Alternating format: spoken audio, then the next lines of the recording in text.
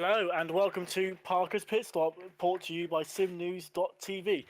My name is Thomas Parker and I'm here with Tom today, who does a bit of both in the world of sim racing. He does driving, managing, helping out a team, everything. It's Ben Willis. Hello. Hello, thanks for having me on. All right, so this year, Ben, what are your plans? What have you been doing for sim racing this year? 2017, brand new year. Is it going to be anything different? Yeah, I'm moving up to Super Cup, so I've joined Cosmo for this year, which should be good. Change of scene, change of cars. I think I spent about 3.5 years in FC, so it's nice to get out that car finally and try something different. And I'm staying on at GSR as a reserve this year as well, so helping out in Super League again, just learning a bit about what goes on there really. Yeah, so obviously you were at GSR last year in Super League. What sort of role does a test driver take on? So obviously I know you were there last year. I was at myself, where I was at GSR myself. So I know sort of things what you do. Before our viewers, what does a test driver do in Super League and GBWC? It's mainly just aiding the sort of primary drivers in learning a bit more about the car in terms of setup, what makes it go fast really, because they're really complex things. And also we get a bit of input on how we upgrade the car, what plans for development are, how we can make it faster across the year. And this year as well, I've sort of been very fortunate enough to help out in more of the pre-season flow with working with Christoph, GSR's manager, in sort of working out all the finances behind the scenes and how much we're going to spend on staff and on engines. So it's get to see Super League in a completely different light. It's not just driving on the track. You learn so much more working with people, making the car better, earning the team points as well to upgrade the car. So it's a really varied role. Yeah, I mean myself just test drive this year for football, so So, I'll be joining you and all that yeah, in see the you on test track. sessions for the races. Yeah, hopefully. Yeah, like I said earlier, I alluded to it in the intro. You're a bit of a unique position, really, because you drive for a team, like I said, you drive for Cosmo, but Yeah. you do a lot of work for Draig Racing as well as a manager. Can you explain a bit what you do there and what does that entail? And does it impact your driving in any way, like testing or practicing for a race, exactly? Yeah, so I've been working as a team manager at Draig since early 2014 now. So Draig is run with two members of staff. We have Mike Phillis, who's the team owner. He created Draig back in 2010, competes at GPV. And then I joined to help out sort of more with the day-to-day running, really. So working with drivers to make sure they're practicing, signing new drivers for new series, actively trying to work out where we can spread the brand a bit more, and just making sure we get the results on track, which I think was seen last year with when we had Cameron and Matt in the FC car, and we did really well in FC. We had a really good positive effort, put in as much work as we could, and we've reaped the rewards back up to Super Cup, and we're on the long road back to Super League really. Answering your second part of the question, it does impact on the driver stuff. We, like myself and Mike, put a lot of work into running the team. We're doing so many leagues now. GPV is our main sort of focus. We've started up endurance stuff as well over at SimRace.club. We do a bit of touring car action, World Series racing. We're pretty widespread. So making sure everything works harmoniously is quite a tough ask, but I still find the time to race and enjoy that as well. So I get the best of both worlds. Lovely stuff. So tried to do all that before. It was pretty difficult, I must admit. So hats off to you. So Thank you. fair enough. But like I said, you're over at WSR and you're actually racing for Drake, I believe, in the BVTCC this season. Yeah. How's that been so far? And have you got any particular aims for that season for yourself and Drake?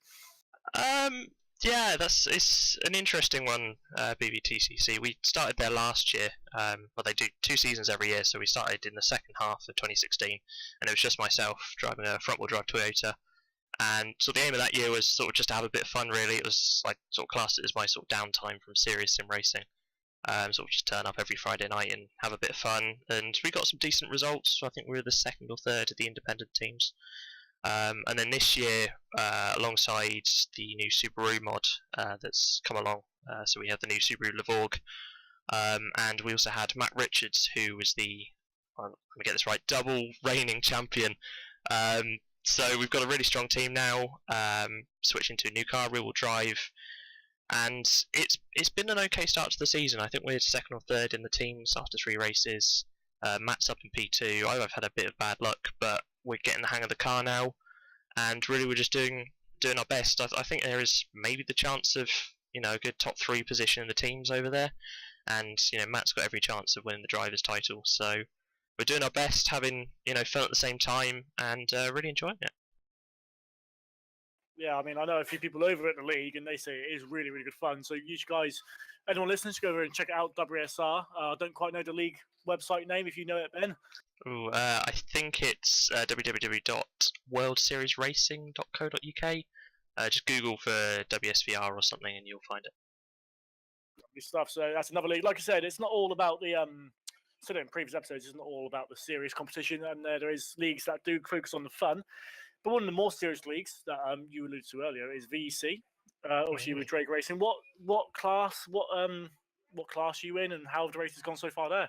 So we are in the sort of second tier of their endurance thing, which is Virtual Le Mans Series. So it's the step below the Virtual Endurance Championship, the Premier sort of series, and we're in their top class of that, which is the LMP2 class. So it's myself.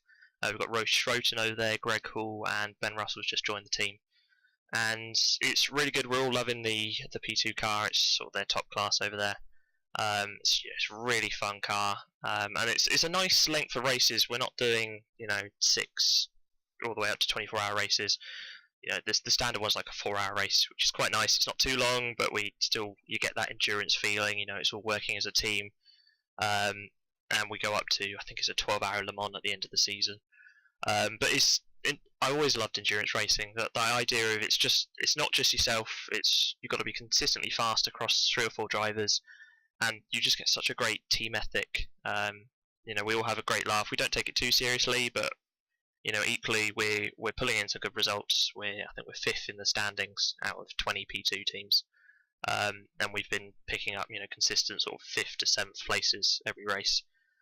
So again, it's something I think with Draig we don't try and take ourselves too seriously. At the end of the day, it all comes down to fun. If we're not enjoying it, then we shouldn't be doing it.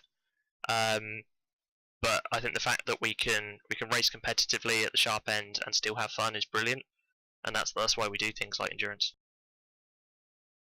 Yeah, endurance is a very different ball game to single races. Like so for example, Super Cup. I know it's 2 races, but very different feel to open wheel racing. Endurance is a whole different ball game. What would you say is the biggest challenge in endurance racing, especially compared to something like open wheel racing? I think it's concentration. I mean, obviously, with Super League, you're doing, races can be up to about 2 hours, so you've got to stay completely focused for what can be up to Monaco. It's 77 laps of not hitting a wall. But with endurance, yeah, exactly, yeah, it really is hell. But with endurance, you have something like Le Mans, where you're doing 24 hours, you're racing through the night, and it's real life time as well. So you could be waking up at 4 in the morning, completely knackered, knowing you've got to jump in for 3 hours, and you've got to drive on the limit every lap and not crash. And I think that's sort of the real. It's a catch-22 because it's the worst part of endurance racing because you're absolutely knackered and you don't want to mess up for your team. But equally, it's the best fun because it's just so different to anything else. Racing pitch black, completely knackered, but having really good time at it. So I think it's just the fact you've got to be so consistent over such a long period of time. Yeah, obviously it's a completely different ballpark, and some of the best races in the world are endurance races. I mean, you look at WEC in real life. See Mark Webber example, who's just recently retired. I mean, he's finally won the title, but it takes concentration, teamwork, strategy. It's like you said, it's kind of like the ultimate racing in a way, because I'm like open wheel, you've got 2 hours, okay, that's fine. You get people doing 3-hour race stints. That's mental. I think I've known someone who's done 8-hour stint before, and that's just, oh yeah, that's the concentration it must take, and the fitness in a way, really, because yeah, you're not driving a real life car, it's very different, but concentration, you will get dehydrated, you'll get hungry. It's just, it's mental. So I mean, hats off to people who can do that. And endurance racing, yeah, try it out. I mean, that's at Sim Club, I believe, if I'm not Yeah, mistaken. SimRacing.club. And going back to what I think the worst part is when you need the toilet after 2.5 hours, and you don't really want to pit the car to go to the toilet. But yeah, it's just things like that. You know, you can get dehydrated. You're looking at a screen for 2.5 hours. You've got to be completely focused, and it really does take a toll on you.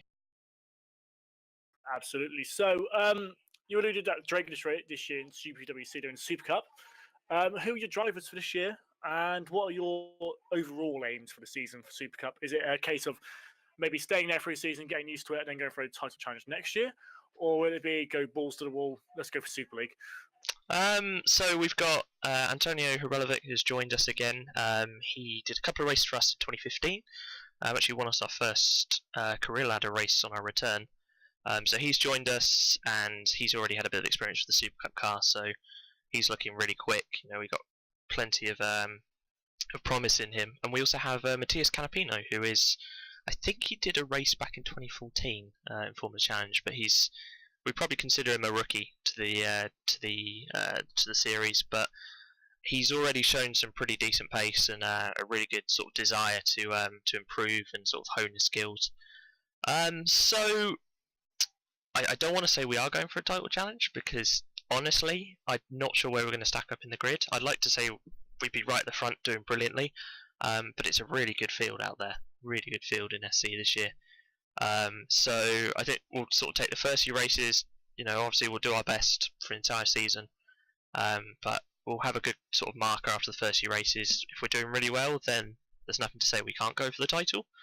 If we're a bit further behind, then that's totally fine by us. If it takes us a couple of years to get back to Super League, then so be it. But we will get there in the end. That's the ultimate goal.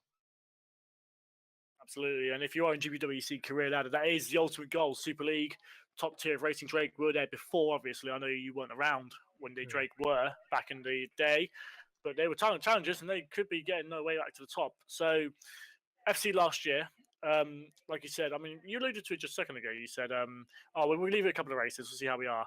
It was pretty much a case like that last year, wasn't it, with Matthew and Cameron? I mean, after the first few races. I mean, but I know before the season I was talking to Matthew and Cam, and they said, "Oh, we're not sure where we're going to be. Top 10 if we're lucky." Blah blah blah. After the first two races, I think you were leading the championship, weren't you? So was that a surprise?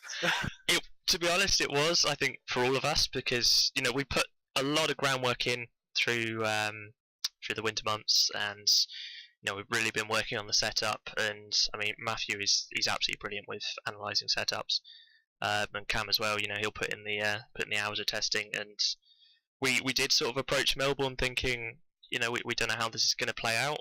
We'll just do our best. Say top 10 was the goal, and by the first few races, we suddenly find ourselves leading the title. Okay, we had a bit of a patchy mid-season. We got some bad luck sort of sent our way, but I guess we were a bit surprised with our pace. But equally, we did, we worked on it. We used that to our advantage, and to come out with, I think it was P4 in the end in the teams, was that was absolutely brilliant for us. We weren't expecting it at all, and to get that was absolutely brilliant, and it set us up in a good sort of base for this year. We know when we put the effort into it where we can be. So if we can continue that momentum into this year, then that'll be really good. Absolutely, and like I said, new drivers, new challenge, Super Cup, 2 races, a bit longer, different rules, different regulations. It's a whole new ball game, as they would say. But going back to you now, so you said you're back in Super Cup this year with Cosmo. What are you looking forward to most about Super Cup? Because it's, like I said, different cars, different things, strategy to think about as well. What are you most looking forward to?